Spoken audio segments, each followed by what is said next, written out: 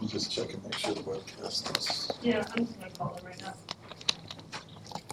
Or it's easier to call them now. I think that.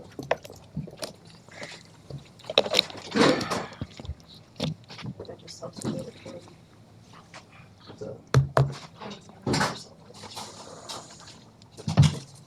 Hey there, it's me, Carol.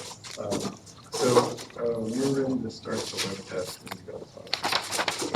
Okay, thanks.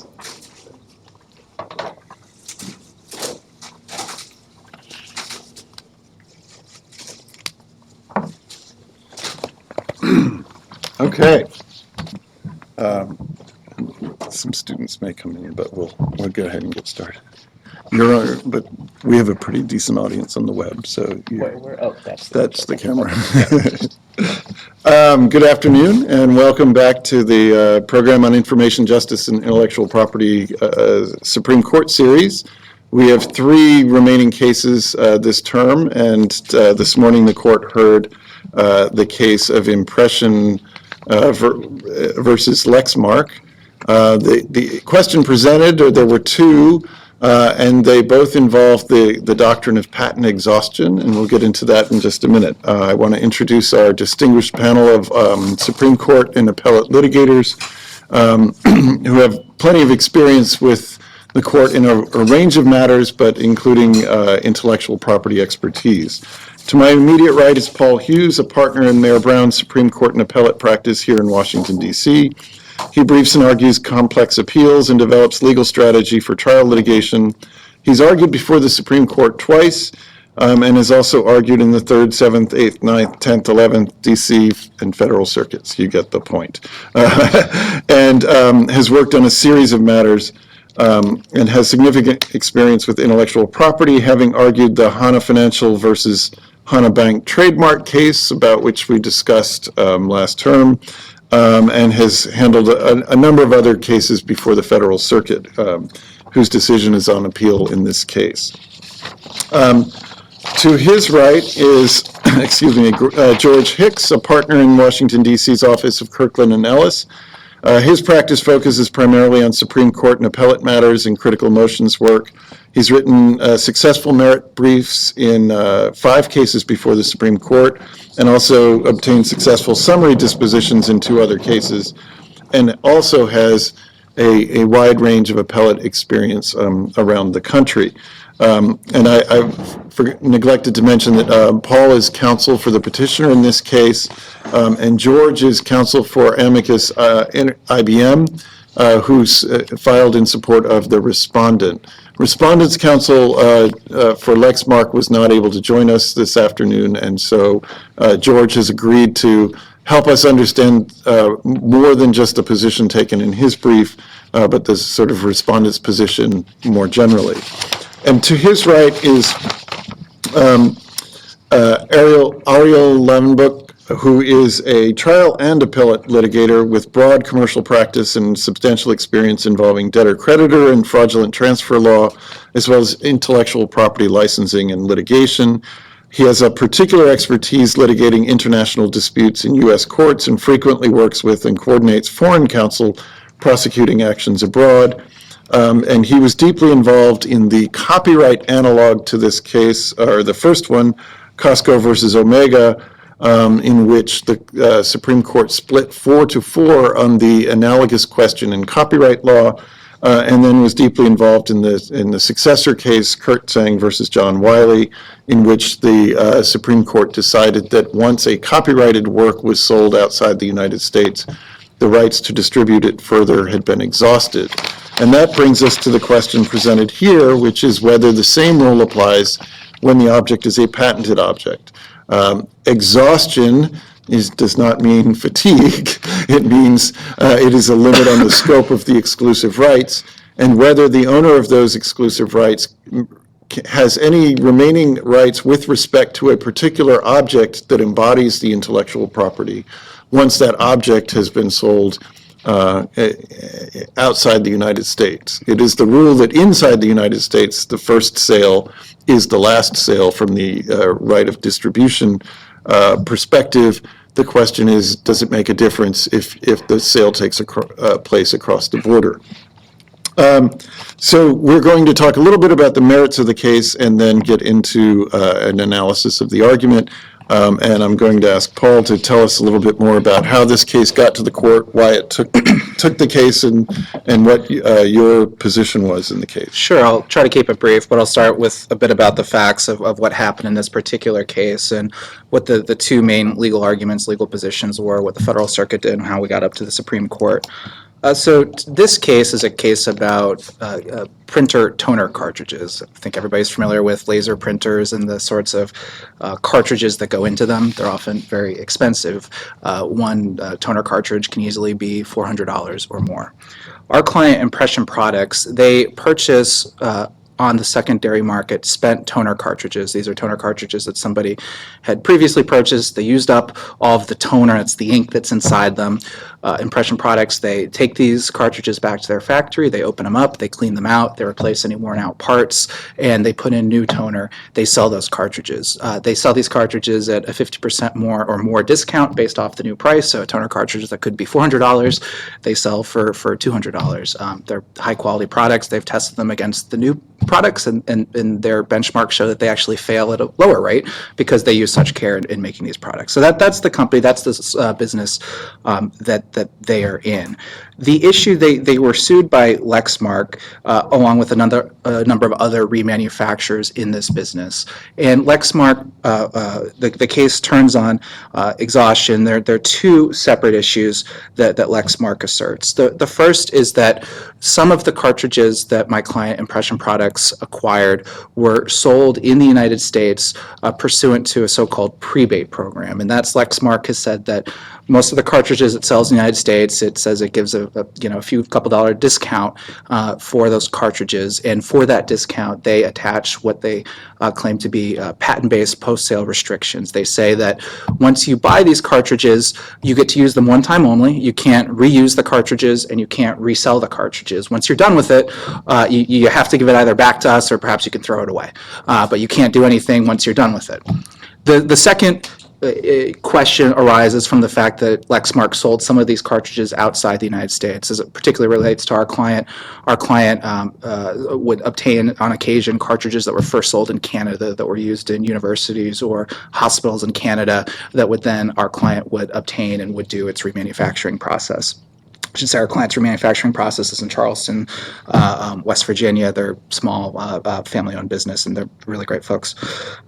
So these were the two questions that went to the district court. The district court on the first question about the resale reuse restrictions said that the Supreme Court's decision in Quanta had effectively overturned earlier Federal Circuit precedent and said that once you buy a good that's sold domestically, exhaustion applies, and the patentee can't continue to exert any post-sale restrictions on that good via the patent laws. They can certainly use contracts, but they can't use the patent laws in order to enforce post-sale price restrictions or resale restrictions. The district court Impression lost on the international sale question, though, where the district court said that Jazz Photo was still binding law, notwithstanding the copyright curtsaying decision, and the sales of the cartridges outside the United States, here, for example, in Canada, didn't exhaust Lexmark's patent rights to those cartridges, and therefore there would be infringement with respect to the cartridges that had first been sold outside the United States. This case then went up to the Federal Circuit. The Federal Circuit heard oral argument. Before issuing an opinion, though, it sua sponte decided to take this whole case en banc, and it decided both of these issues en banc. The Fed Circuit decided both issues against my client, Impression Products, both issues for Lexmark. With respect to the first question, the Federal Circuit found that Quanta had not, in fact, overturned earlier Federal Circuit precedent, and that it was consistent with patent exhaustion for a patentee to apply and subsequently enforce these patent-based post-sale restrictions on goods. And then secondly, the court held that curtsaying decision in the copyright context did not apply to patents, such that the goods sold abroad did not exhaust the patent rights. At that point, we had previously represented some amici in the Federal Circuit. I was retained by Impression Products at that point. We filed a cert petition. The Supreme Court, after first calling for the views of Solicitor General, ultimately granted the cert petition. We've since subsequently spent some time now with the merits briefing, and of course, lots of amici have been involved. I think there are about 35 or 36 amicus briefs, if I have the count right. And of course, the case was argued this morning. So that's hopefully brings us to where we are. Thank you. And so, George, can you help us understand a little bit about the respondent's position in this case? Sure. I'm happy to do so. I should sort of start with the caveat that the amicus that we did a brief for is IBM supporting Lexmark actually didn't take a position on the first question. We only addressed the second question. So I'll try to be a suitable proxy on the first question presented, but Paul can almost probably articulate their arguments better than I could, and then I can certainly speak to the second question. As I understand the arguments on the first question for Lexmark is the notion that yes, there is sort of a general rule about domestic patent exhaustion by which if a patentee authorizes a sale that extinguishes the rights that are attendant to a patent. However, it's not an all or nothing thing. So as I understand the Impression Products argument, and Paul will certainly correct me, is that it's a bit more of a as long as you the patentee authorize a sale, whether you're authorizing sort of one small stick in the bundle of sticks or the whole thing, you are necessarily giving up your rights to have any additional restrictions on that sale. Whereas I believe Lexmark's argument is that you can actually subdivide that exhaustion so that if you as the patentee only want to give up a certain portion, if you want to put a particular restriction on a sale, a downstream sale or something along those lines, you're not necessarily giving up your entire the entire bundle of sticks that goes along with that property right of the patent. And in Lexmark's view, that's actually a net positive, because then the patentee and the downstream purchaser can actually more economically and efficiently determine if somebody only wants a particular smaller bundle of sticks, and they're willing to agree not to do a particular act upon selling, they sell it with a particular restriction, and they're willing to to pay a different amount for that, then that should be perfectly fine, under a sort of a coherent theory of exhaustion. And that sort of dovetails with the Patent Act, the text of the Patent Act, which talks about it bars anyone, quote, without authority from reselling or using a patented item. And Lexmark's argument is, and I'm speaking again to the sort of the first question, which is domestic exhaustion, is authority again can mean sort of partial authority. It doesn't have to mean I give you if I authorize just a little bit, then I've lost my entire patent right or my entire ability to place any restrictions on that under the patent law. So that is the first question presented, again from sort of a 30,000-foot view. The second question presented, which goes towards international patent exhaustion, the argument for respondents, and I can speak a little bit more to my clients in this case, which is IBM, is the argument that unlike there are a number of different arguments, but I think the primary one is that unlike a copyright regime is actually largely standardized around the world because of a treaty, the Berne Convention, that makes it the case that if you have a copyright in the U.S., then you necessarily have almost exactly the same protections in pretty much every other country in the world, or pretty much every country where you might actually be looking to do something with that copyright. But that is not the case for patents. So patent law is actually very territorial. If you have a patent for a product in the U.S., that it says absolutely nothing about whether you have a patent in any other country. You actually have to go to that country, you have to apply for the patent, you have to get the patent, you have to enforce the patent, all under that country's own laws. And this has ramifications for a couple different reasons. So doctrinally, what that means is that whereas if you were to, the idea behind patent exhaustion, in a general sense, is that you, the patentee, receive a patent, and when you then authorize the sale of it, so directly or through a licensee or something like that, and you're getting money for it because that's the contract you set up, you're getting what is called the quote reward of the patent. And the idea is that once you get your reward, you then you no longer have a right to get that reward again. You've exhausted the patent.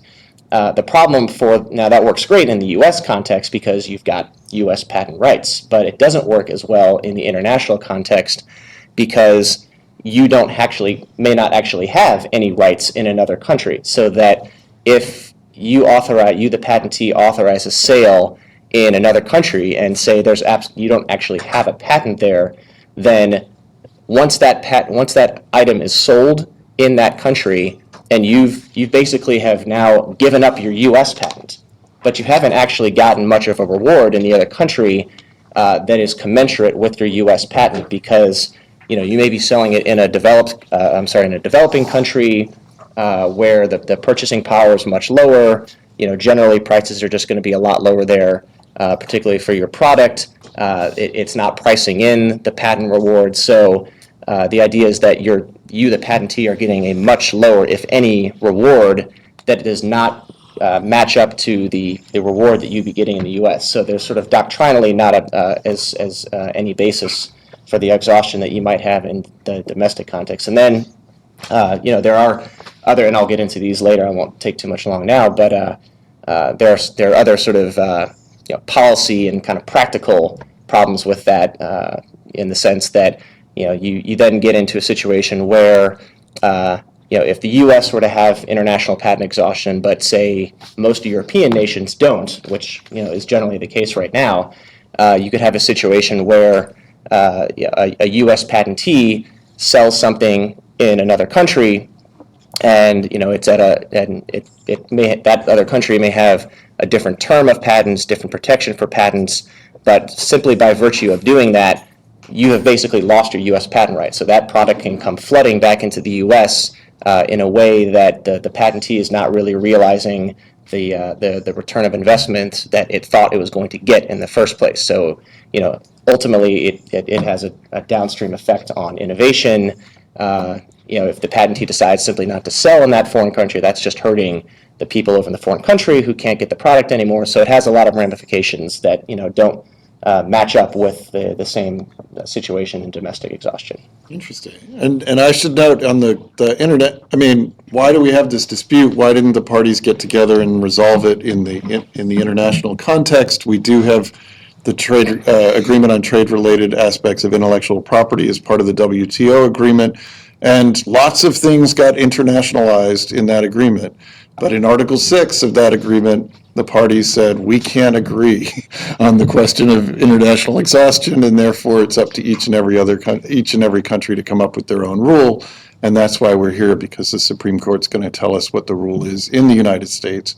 And you're right to make it clear that other countries have other rules, and that's hard for global companies involved in a global supply chain. So, Ariel, I want to ask, we just heard that patent is quite different than copyright, that the rules are different, the background, the history is different. You were involved on the analogous question in copyright, took a position in this case. Tell us, do you agree with that statement? And if not, why not?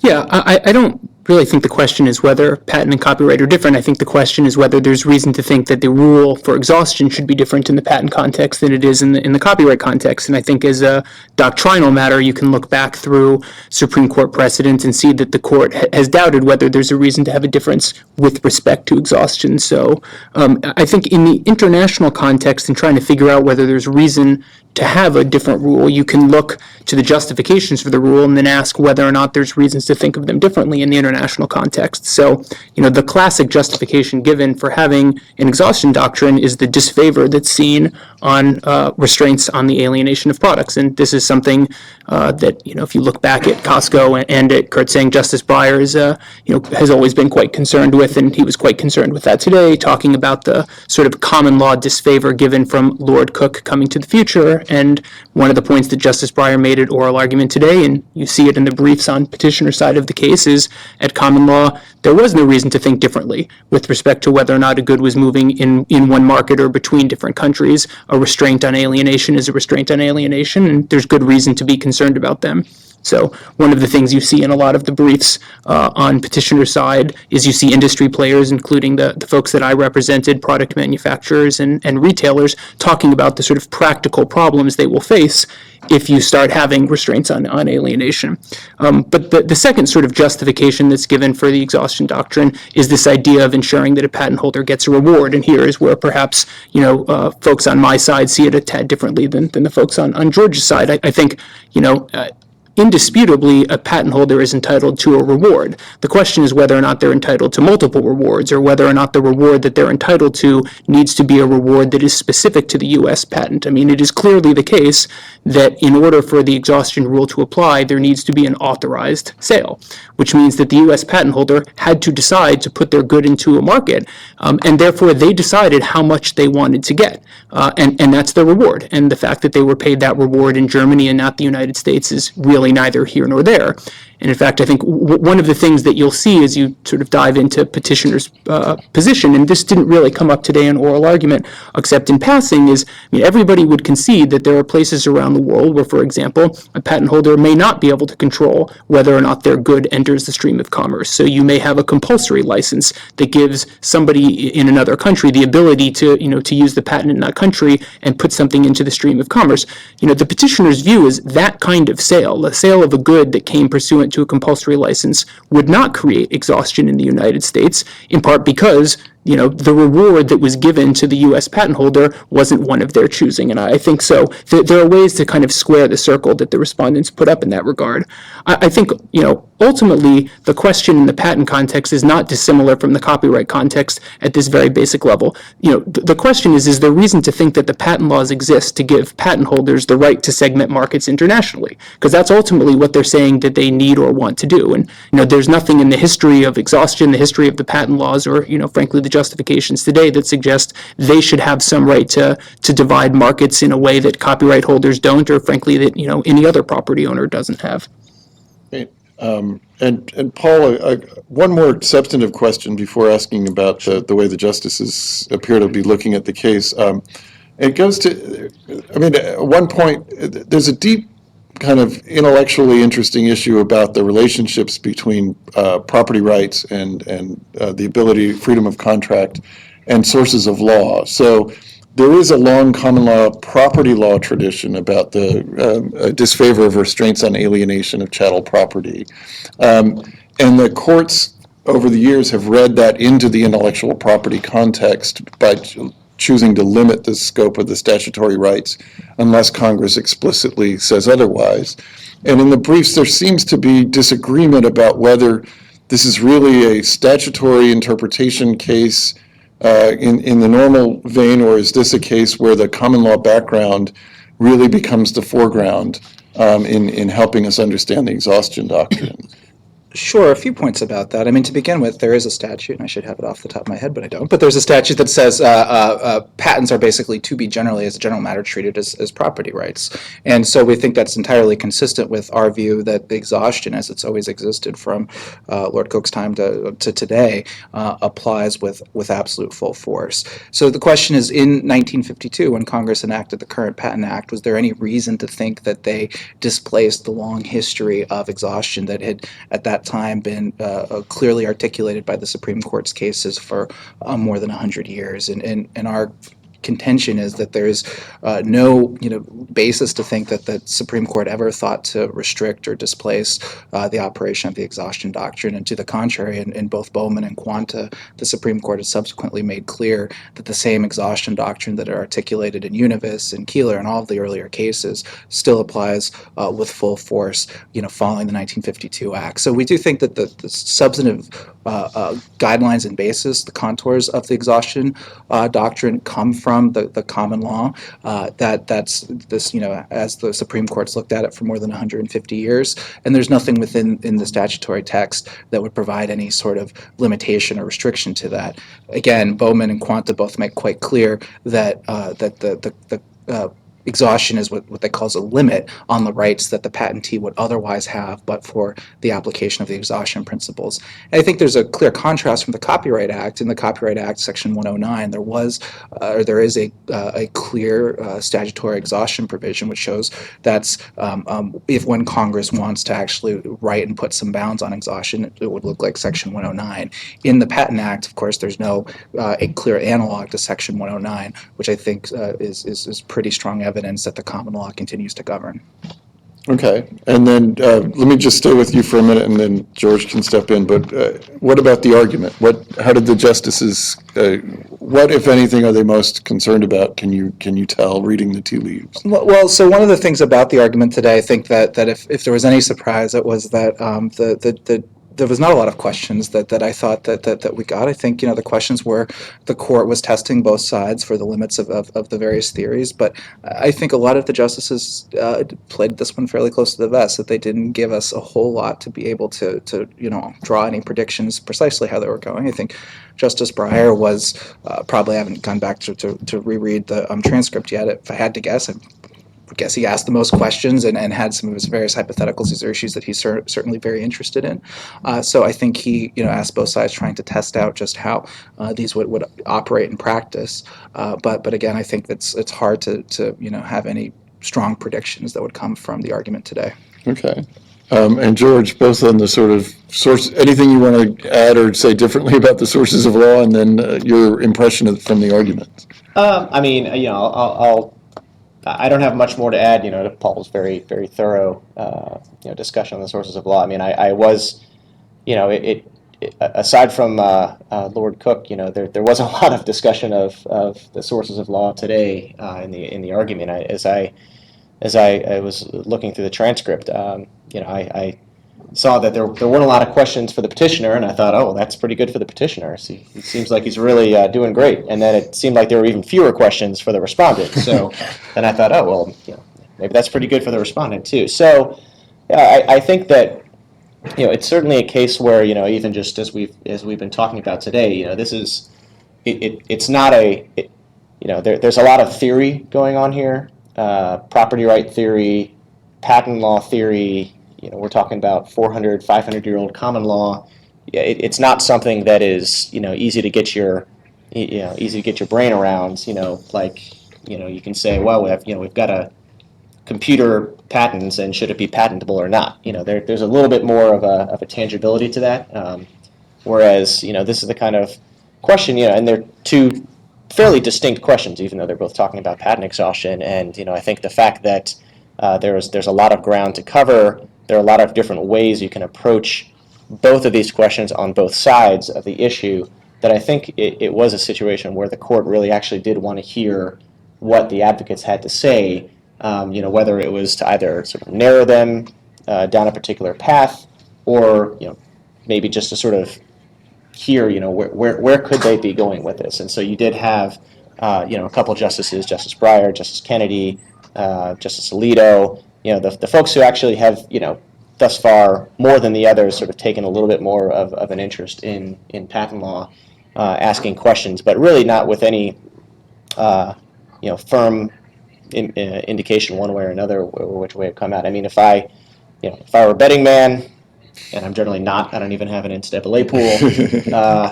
it seemed to me like the petitioner might come out ahead on the first question and the respondent on the second, which I say only because I kind of think that was the way that it might have been coming in. and there wasn't much in the argument that sort of indicated that there was a quorum of justices that were inclined to move one way or the other. But again, it was a little hard to tell from not the hottest bench ever. Right, okay. Ariel, any other perspectives? The only thing I'd add is it's late in the term. This was the second case of the day. It's an incredibly complex case. I suppose it's not all that surprising that the justices may want to spend more time thinking about this after oral argument before they sort of figure out where they are. So yes, there's background here, given that there's quite a lot of invocation of curtsying. But having said that, I have no doubt that they'll look at this with some fresh eyes. I think I come out a little differently than George. I think in where things are likely to go on QP2, having reread curtsying recently, I was sort of heartened and almost a bit surprised at the fact that 6 justices endorsed a fairly broad view of what the common law was and then applied it in the international context. So I come into this case against the backdrop of wondering what would cause any of those 6 to see this differently. I didn't hear anything today that would suggest that they will do so, but we'll see. And maybe in terms of, is it, there are the theoretical questions and then there are the consequences question, right? What's at stake here? And there is this relationship between property rights and contract rights. So in the common law, there are some doctrines that limit the ability to use contracts to create de facto property rights. But when it comes to intellectual property licensing, the courts have been pretty liberal in allowing for licenses that effectively create certain kinds of post-sale restrictions. And so I guess I'm wondering whether we're just a question about where the equilibrium for future licensing negotiations will be, or are the stakes broader than that? Given the complexity of the globalized marketplace and especially globalized supply chains for consumer electronics, mobile phones, some of the other products that will be impacted one way or another by this decision, will the parties contract their way around whatever the courts say in this case? And so this is really just a matter of sort of backward-looking effects on existing contracts, or will there really be a limit on what you can and can't do as a licensing party going forward? So, Sure. I mean, our view, from petitioner has been clear from the start, which is to say, although there are no patent-based restrictions, there's no prohibition on contract restrictions as a general matter. The kind of restrictions that would apply to contracts are also apply in the patent context, which would be the misuse doctrine or any other limitations that are imported from the antitrust laws. So certain tying agreements, price fixing, or other sorts of limitations that would run into the antitrust laws are going to have that separate limitation. But apart from that, or apart from any enforceability under state law, I'm not entirely sure how that would play out in this context, but that contracts would be able to apply as they would in any other context outside the limits of the patent monopoly. So in terms of what parties can and can't do, I think they can achieve many of the same results via private contracts that they would like to achieve via patent. And this was something that the Chief Justice mentioned a few times. He asked, why couldn't you just obtain a contract or obtain a contract to do this? Now, I think counsel for respondents today was a bit clear at one point where he said the reason that there's an interest from Lexmark's position of having the patent-based remedy rather than contracts is the privity question, which is they don't want to have to sue customers in these contexts. They want to be able to go after folks who are downstream and who aren't their direct customers, because it might be bad business to sue their customers, or it might be bad business to force their customers to enter into contracts with those who are downstream from them. So again, that seems to be the limited interest, or where the limitation of contracts comes here, is when privity begins to break down. So I think that's the question that folks are going to have to deal with if we prevail on either questions 1 or questions 2. But again, I think they can have fairly broad opportunities here to be able to do from the broad licensing scale that folks are looking for. The harder issue is when they're dealing with individual consumers, what happens on the repair and resale markets. But I think from our perspective, that's when the policy interests in actually having full exhaustion are at their absolute pinnacle, when you're dealing with the individual consumers who want to be able to repair and resell their goods, and you're not dealing with the broad licensing questions where contracts can really solve the whole lot. okay. George? I'll actually use the question to mention something that hasn't come up in this argument yet, which is that the government actually argued as well, and sort of took I believe they took the same position as petitioner, or more or less, on the first question than on the second question, and this sort of dovetails with this discussion about contracts, took a sort of half-a-loaf position where they rejected the petitioner's position that there should be automatic international patent exhaustion. So once you authorize a sale and there's a sale outside the United States, then the patent no longer has any force. But the government then what they call presumptive international patent exhaustion, so that it would be the default rule around which patentees and the counterparties could contract. So every contract would then say, and we agree that if once you sell something outside the United States, it shall not operate to exhaust our U.S. patent right. And as we pointed out in our brief, it was a little odd to us that the government, and it was fairly clear in rejecting the notion of automatic international patent exhaustion, and it goes into doctrinal reasons and case law reasons, et cetera, but then it says, but it's totally fine to have that as the background rule, but you could just contract around it, which just struck us as a little, odd, and for companies like my clients and others in its position, it really puts them in a very difficult position because there are tens of thousands of contracts out there right now that have been drafted and agreed to against the current background rule of no international patent exhaustion. So we're all operating against a decision by the Federal Circuit, I think in 2001, called the Jazz Photo decision, that as squarely as you could rejected the very notion of international patent exhaustion, and companies have been contracting against that, and so have had no reason to have to say anything about international patent exhaustion. So this notion now that what the government is proposing that there's no automatic international patent exhaustion, you just have to put it into your contracts and disclaim it, is for clients like mine means that for all the existing tens of thousands of contracts, these companies now have to go back and say, oh, by the way, we need to insert this new term, and any rational counterparty is going to say, all right, what do I get in return for that? Yeah, and then you've got the additional problem of, well, every contract going forward is now also going to have that additional new term. So again, any rational counterparty will say, well, what do I get out of it? And then the third problem with this sort of presumptive contractual regime, which is that we're talking about contracts that deal with foreign commerce that are taking place with foreign counterparties, and might very well have be governed by, or certainly have an overlay of, foreign law. And so you may have an agreement on paper that says the international patent exhaustion shall not be applied upon the sale, but there's no real guarantee that a foreign government or a foreign court, or however the foreign contract law is interpreted, that's actually going to hold up in that particular court. And so what's the recourse for a company after that? And so there are a lot of unanswered questions about kind of leaving that particular aspect to a purely contract law regime. And I didn't see the government's position kind of getting a lot of traction one way or the other today. Wasn't quite clear what they brought to the table. Which is unusual because the government often, in a complex patent case, often has... and these two can certainly speak to it as well, but it just seemed like, in fact, I think the one question really that they got was, where on earth did your sort of half a loaf approach come from? Because you're disclaiming it on the one hand, but then you say, well, you should have it. And so, I'm not quite sure what I can't remember what Malcolm's answer to it was.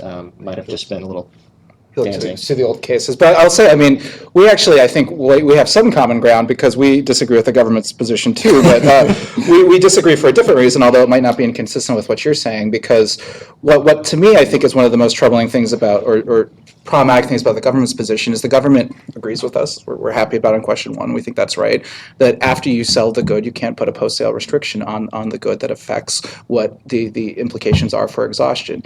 If that's right, it's difficult for us to see how the government can turn around and say, but in the international context, if you put a post-sale restriction on it that you didn't exhaust your U.S. patent rights, it's enforceable in that context. That seems very difficult to square the results that they reached on the first question with the results they had in the second question. Now, that didn't come up in today's argument, but before the Federal Circuit, when it was argued en banc, the government was challenged on that point quite aggressively, and I don't think they've ever quite come up with a basis for saying how they can take, as George puts it, the Haveloff approach on the second question, given the position that they had on the first. So I think at least we may have some common ground still tonight. If I can though also respond just really briefly to what George said about the reliance interest, because I think it's an interesting point, and George wrote a really powerful brief about that folks should take a look at. I mean, in our view, it's an interesting thing to say reliance here, though, because it's not reliance on a Supreme Court decision, it's reliance on the Federal Circuit's decision in Jazz Photo. And if we were to say that a rule of decision for the Supreme Court should be reliance on what the Federal Circuit has done for several decades, the law of the Supreme Court's IP docket would look very different over the last few years. And so, for example, if we point to the Supreme Court's decision in Alice invalidated tens of thousands, if not hundreds of thousands of patent claims, instantly. And I believe George Klein in Alice said, you shouldn't do this because we have lots of reliance interests. Everybody spent millions of dollars on these patents, and it would be a terrible result if all of a sudden these patents were invalidated. That argument didn't sway the court, though, because it wasn't reliance on what the Supreme Court had done. It was reliance on what the Federal Circuit had done. And I think reliance interest here is particularly low, though, because the reliance, you'd be saying you have reliance on Jazz Photo.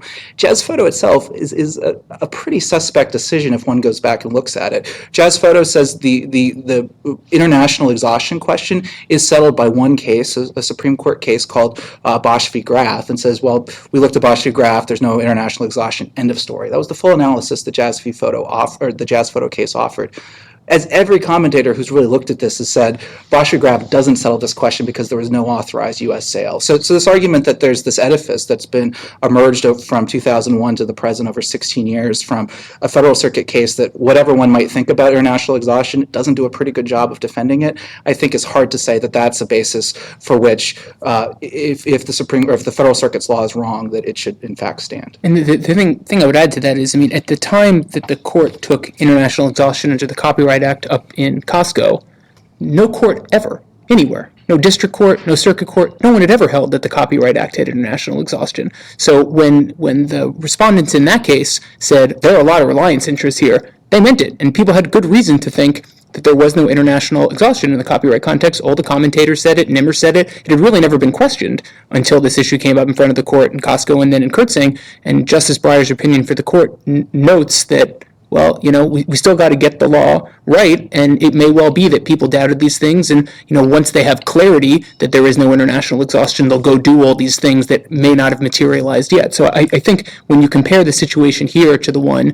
in the copyright context, the reliance interests are less. To go back to the previous question you had asked in terms of where things may go, particularly if the petitioners win on QP2. I mean, it's hard to predict the future. I suspect the responses will not be unified, but it is interesting to see how things, may have played out or may be playing out in the copyright context to see if there'll be some analog. So one of the things that we know in the copyright context is that the first sale doctrine turns on a sale. And you can look at the statute and see that Congress, had a very clear line. It applies to sales and it doesn't apply to a lease or a bailee or a license. And what's interesting is the origin of this was, cases about books. But when you think about, how do people consume books now? They don't really buy books anymore. They license books. So this doctrine that emerged in the context of, say, books and assumed that there would be a sale, it kind of doesn't apply there anymore. And you start to see movement towards having more license relationships where the intellectual property holder can continue to assert a lot of control downstream. Now then, you might say, well, the same thing's going to happen in the patent context, and I don't know if it will or not. I suspect it will turn on the particular supply chains that you're talking about. I suspect it'll be uneven, but I suspect that in places where intellectual property holders can continue to do business through a license arrangement. I don't mean a license like a license to go manufacture something. I mean when they develop a product, instead of selling it, they will instead license it. I suspect you're going to see more people try to do that, and it's just going to be a response to the incentives that are set up by the system. And George has a hard stop in 5 minutes, and I do want to give the audience an opportunity to weigh in. So if there are any questions, sir. On the rewards issue, one of you gentlemen, I don't remember which, made the point that there are countries in which if you sell the product, you aren't going to get much of a reward because they're poor countries, and even if it's a wonderful handheld or whatever, you're just not going to sell it for the price you would in the US. There are also a lot of countries where most companies don't get patents, but they could. If a big company like IBM decides not to get a patent in Bangladesh, has it therefore implicitly authorized the Bangladeshis to make whatever the patent covers because they chose not to get a patent? And once they have chosen not to get a patent, does that mean if the Bangladeshis make it, they can sell it in the US? Sure. I guess, first of all, and I probably should have said this earlier, when I'm speaking up here, I'm not speaking for IBM, what I mean. But, when it gets into, things IBM could do in other countries, I just want to make that clear. But, yeah, I mean, if I understand your hypothetical, I don't think that there would be I don't know if that would actually be, if there would be any authorization to, use, sell, manufacture in, say, Bangladesh that would trigger, the exhaustion in that circumstance. I mean, I guess if, I guess your premise is that sort of by not seeking a patent because, that there's just not good patent protection or, it's just a fool's errand or something like that, that they're therefore granting, I guess, is that they'd be granting a license or sort of authorizing something? I mean, Authorizing it to be made in Bangladesh. And once you've authorized it to be made in Bangladesh, can you sell in the US? Because I think that, I'm not sure, well, I think, yeah, but I think that you could, I'm not sure where you could draw a principled line, between, well, when is there not an authorization? If an authorization normally requires an authorization, but now we're saying an authorization doesn't actually require an authorization, and then you have to get into, well, what was your motive behind not authorizing? I think that, it would get tied up at the premise, which is to say that it wouldn't sort of trigger any exhaustion because, and certainly I think that if you, had a case in a United States court, I think the court would be hard pressed to find that there was, some sort of implicit authorization when there was actually, a refusal to authorize. or at least a waiver of the ability to not authorize. I think that the thing to always keep in mind is the exhaustion doctrine applies to a particular good. It doesn't apply to the concept of manufacturing or the concept of sale. So, to go to the hypothetical, if a U.S. patent holder goes to any foreign country and, they manufacture the good there, they're going to need whatever rights they do or don't need to engage in that process over there. I think the key point for purposes of what we've been talking about is in the view of, petitioner's side of the aisle, if they choose to sell a particular product there, once they've sold that product there, they've received the reward that they're entitled to under U.S. law, such that that good can be brought into the United States and done with as the holder chooses. Okay. Something of a right under the patent law that wasn't very much discussed at all, which I hope would have been discussed more, and that would be the right to import, not just to make, use, and sell, but also to import. Now, the right to import is affected by a authorized sale internationally. This is sort of the parallel import, great import kind of question. Another question, I myself am not exactly sure. Under any patent intellectual property rights, is there a right to control the export? Or is that something that just is not considered one of the package of rights? So to sort of answer the two parts of your question. So in the copyright context, importation is a subset of the right to distribution, and under the Copyright Act, the first sale doctrine applies to the right to distribution. The Patent Act works a little differently, and the approach to the case is therefore a little different. So Section 274 talks about what is an infringement and includes make, use, sell, or import. Okay, but under petitioner's view of the law, once a good has been sold, once there's been an authorized sale of a good, that particular good passes outside the scope of the patent laws, and therefore no part of 274 applies, neither the make, the use, the sale, nor the import part. So that is the understanding as to how this whole sort of system works from the view of petitioner. To your question on export, I mean, again, in the copyright context, there is a restriction on distribution. Exports, there are particular provisions on export. To my knowledge, there isn't particular provisions on export in the patent context that deal with infringement in this. But again, if you buy a good, once there's been an authorized sale, it has passed outside the patent monopoly, so you can do with it whatever you choose, consistent with all manner of non-patent law. Under that. And the respondent would disagree, right? But that's, Yeah, I mean, I don't think we disagree with, the Right. premises of the patent law about, import and export, but yeah, when it gets to the exhaustion aspect. yeah. And it is interesting, the discussion about whether there should be a right to export has come up very much with respect to generic drugs in particular, and these issues about the transshipment, where you'll get, goods that are not protected by patent in manufacturing country A or consuming country B, but they pass through the Dutch ports or something where there's a patent in there. And so there's an argument that there ought to be some form of a right of export to avoid the assertion of patent rights in those settings. Yeah, I mean, I think a theme of petitioners' position generally is, the intellectual property laws are not meant to be a panacea for every possible problem that can happen under every area of the law, and it still remains the case that all manner of non-intellectual property law controls what in practice people can do with items. So you have contract law when there's privity, you have all manner of regulations. So with pharmaceuticals, they have their own body of, health law that deals with that. You have import-export restrictions. All these bodies of law are not superseded, but it is equally the case that, in our view, intellectual property doesn't give you some additional rights, with respect to those areas of law. So we're going to stop the formal program here, and we can take the questions after that. But I want to ask the audience to thank our panelists for giving us their time and their wisdom.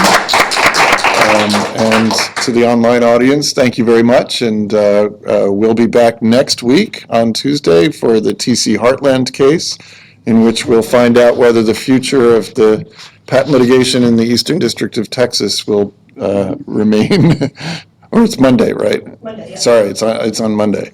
All right, so that's a wrap. Thank you very much. I know just, the witness, I'll do it. Yeah, if you, thanks very much. Thank you so much I really appreciate you coming out and telling us the story. Georgia, thank you for doing double cut duty. things I off really at the end. appreciate that.